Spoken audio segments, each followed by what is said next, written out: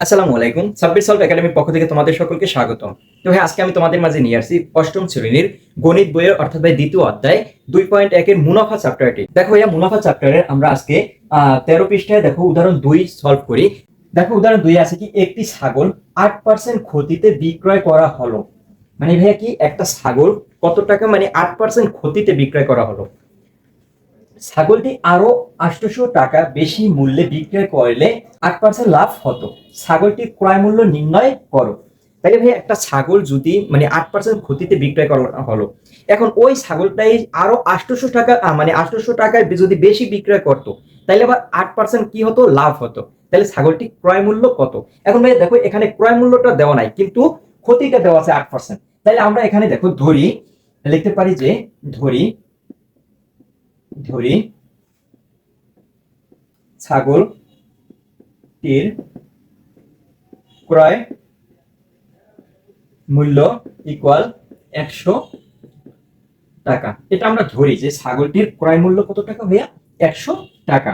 ছাগলটি 8% ক্ষতিতে বিক্রয় করা হলো, তাহলে আমরা লিখতে পারি 8% ক্ষতিতে বিক্রয় মূল্য। 8% ক্ষতিতে বিক্রয় মূল্য। তাহলে ক্ষতি যদি বলে তাহলে ভাইয়া ক্রয় মূল্য থেকে আমরা কি করব, বিক্রয় মূল্যটা বিয়োগ করব। তাহলে ভাইয়া এখানে ক্রয় মূল্য কত? 100 মাইনাস, যেহেতু ক্ষতি বলছে ক্ষতি হলে বিয়োগ, তাহলে কত ভাইয়া? 8। তাহলে 100 থেকে যদি 8 আমরা বিয়োগ করি সেক্ষেত্রে আমাদের হয় 92 টাকা। তাহলে ভাইয়া 8% ক্ষতিতে বিক্রয় মূল্য করলে কত টাকা হয়? 92 টাকা। এখন ভাইয়া বলছে কি আবার দেখো এখানে বলছে কি আরো 800 টাকা বেশি মূল্যে বিক্রয় করলে 8% লাভ হয়। তাহলে 8% লাভে বিক্রয় করলে ভাই আমাদের কত হয় সেটা বের করি। যেমন 8% লাভে বিক্রয় মূল্য ইকুয়াল, তাহলে ভাইয়া বিক্রয় মূল্য 8% লাভ যদি বলে তাহলে কি হবে? যোগ হবে লাভ বললে। তাহলে আমাদের এখানে আছে কত? 100 মানে ক্রয় মূল্য যোগ কত? এই যে 8%, যেহেতু লাভ বলছে আর আমরা ক্ষতি বলছে এই জন্য বিয়োগ করেছি 8, আর এখানে লাভ বলছে তাই আমরা যোগ দিব। তাহলে দেখো হয় কত? 108 টাকা। তাহলে 108 টাকা। এখন ভাই আমরা লিখতে পারি অতএব এখানে বিক্রয় মূল্য বেশি হয়, বিক্রয় মূল্য বেশি ইকুয়াল 108 বিয়োগ কত ভাইয়া? 92। তাহলে দেখো 108 থেকে যদি আমরা 92 বিয়োগ করি সেক্ষেত্রে আমাদের কত হয়? 16 টাকা। তাইলে ভাইয়া বিক্রয় মূল্য বেশি হয় কত টাকা? 16 টাকা। এখন দেখো বলছে ছাগলের ক্রয় মূল্যটা কত। তাহলে ক্রয় মূল্য যদি আমরা নির্ণয় করি সেক্ষেত্রে আমরা লিখতে পারি অতএব বিক্রয় মূল্য বিক্রয় মূল্য 16 টাকা বেশি হলে ক্রয় মূল্য কত হয়? এই যে 100 টাকা, তাই 100 টাকায় কত? 16 টাকা বেশি হয়, তাহলে 100 টাকা।